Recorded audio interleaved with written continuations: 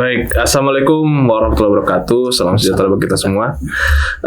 Balik lagi di Bukan Bincang Biasa. Hari ini kita sudah kedatangan tamu ya, teman-teman, dengan Bapak Kasir. Boleh diperkenalkan Bapak Kasir? Oke, baik Pak Rizky ya. Terima kasih atas undangannya di Bincang Bincang Biasa, Pak. Bukan Bincang Biasa ya. Betul. Yang telah memberikan waktu kepada saya untuk mengupas ya tadi tentang perpajakan. Perkenalkan saya dengan Kasir. Saat sekarang saya sebagai dosen INABA untuk mata kuliah akuntansi dan pajak. Saat sekarang juga aktif di anggota IAI dan IKPI, juga salah satu pemilik dan pengelola kantor jasa akuntan.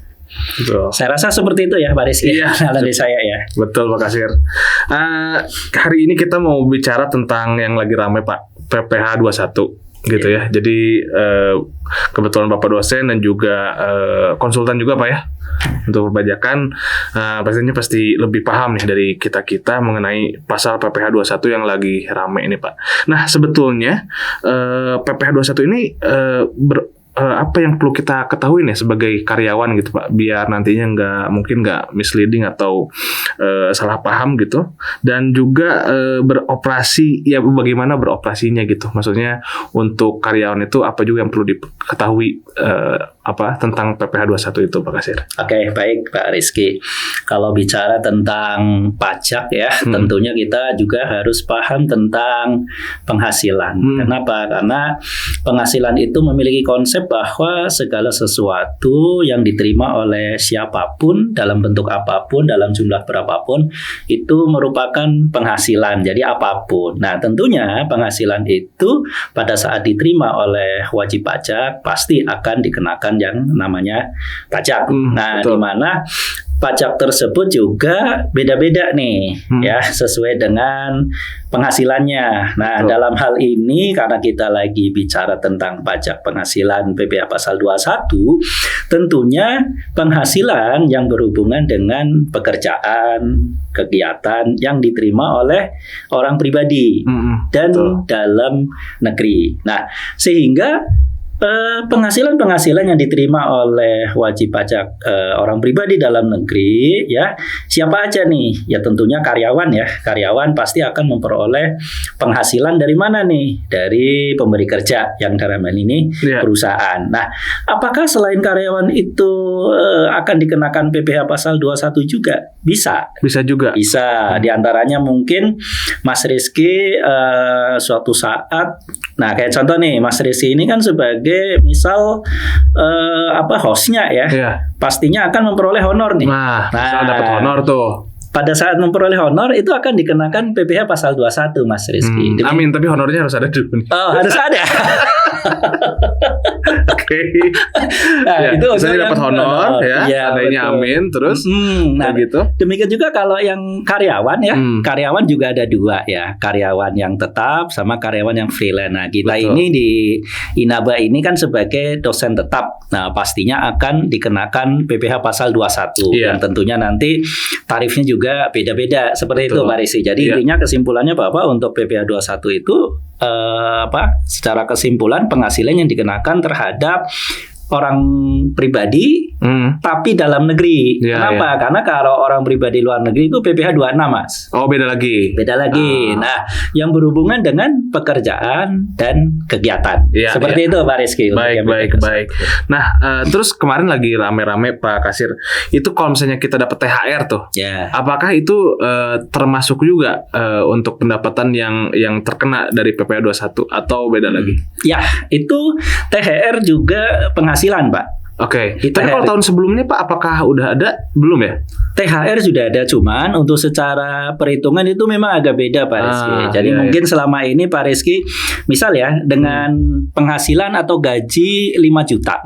Dulu Karena gini, sebelum kita masuk situ itu ada metode perhitungannya nih.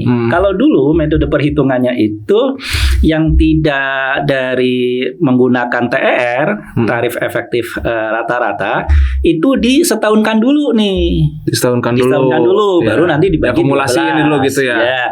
Nah, kalau mulai sekarang tahun 2024 nih, mulai Januari, itu tidak disetahunkan dulu waktu menghitung pada saat si karyawan ini memperoleh penghasilan, baik penghasilan berupa gaji maupun THR. Nah, sehingga tentunya pasti kayak Pak Rizky, loh Pak, dulu saya waktu pas tahun 2023 dengan penghasilan yang sama kecil.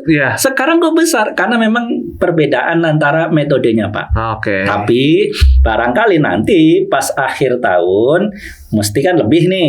Nah, kelebihannya ini nanti akan dibalikan kepada si karyawan. Cuman beda perhitungannya aja ya, metodenya ya Pak ya. Oke. Nah, terus bagaimana Pak cara penghitungan PPh 21 ya, sama perbedaannya antara pemotongan langsung oleh pemberi kerja dan pelaporan sendiri? Pelaporan sendiri dengan pemberi kerja. Nah, sebenarnya gini, kalau yang untuk pemberi kerja itu biasanya kadang melalui bukti potong ya. Nah, kita bicara yang sekarang ini bahwa untuk perhitungan PPh pasal 21 itu menggunakan TER. Saya ambil contoh misal Pak Rizky statusnya masih bujangan nih. Berarti status pajaknya kan TK0. TK0 betul. Dengan gaji 5 juta, kalau yang perhitungan sekarang mulai tahun 2024 ini itu nggak dikenakan, Pak. Tarifnya 0% yang TER. Tapi kalau yang tahun sebelumnya sampai tahun 2023 itu 5 juta. Kalau nggak salah pajaknya itu 12.500, dan kalau misal tidak ada NPWP ditambah 20% jadi kurang lebih sekitar 15.000. Beda kalau yang sekarang, jadi dengan Pak Rizky gaji 5 juta tetapi tidak dikenakan tarifnya 0%. Betul. Tetapi gini, pada saat nanti THR itu akan lebih gede lagi. Kenapa? 5 juta ditambah 5 juta kan 10 juta. Nanti akan dikenakan tarifnya itu 2%, jadi 200.000. Besar kan? Besar. Terakhir tapi dibandingkan dengan yang ini Pak Rizky pada saat tahun 2023 itu nggak 200.000. Memang perhitungannya seperti itu. Jadi pada kata untuk yang metode sekarang ini ya bahasanya karyawan ini membayar pajak di muka lah. Karena nanti waktu Desember kelebihan bayar dibalikan lagi nih kepada karyawan. Gitu. Seperti itu. Jadi mungkin itu salah satu motivasi pembayar pajak ya Pak. Nanti walaupun nanti besar istilahnya nanti dikembalikan lagi di akhir gitu ya Pak. Betul. Oke. Nah, satu lagi nih Pak, mungkin terakhir ya, pertanyaan terakhir dari kami, bagaimana pengaruh perubahan kebijakan ya Pak ya atau regulasi terbaru terkait PPh 21 terhadap pemenuhan kewajiban pajak dan aktivitas ekonomi di Indonesia nih secara makro sih Pak. Betul. Nah, kalau secara kewajiban perpajakan tentunya kalau dulu kan artinya baik yang memiliki NPWP maupun yang tidak memiliki NPWP itu kan kalau tidak memiliki NPWP kan tidak diwajibkan untuk melapor. Yang diwajibkan melapor untuk yang punya NPWP aja.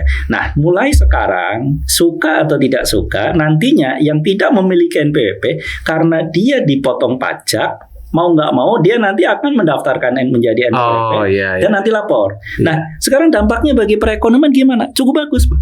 Jadi para pekerja-pekerja yang memang penghasilannya tidak besar dan memang di bawah THR untuk dari Januari sampai dengan mungkin bulan 11 dia bayar pajaknya lebih kecil. Jadi dia ada semacam saving pajak lah. Nah, tapi waktu pas Desember itu nanti mungkin lebih besar. Seperti itu Pak. Baik.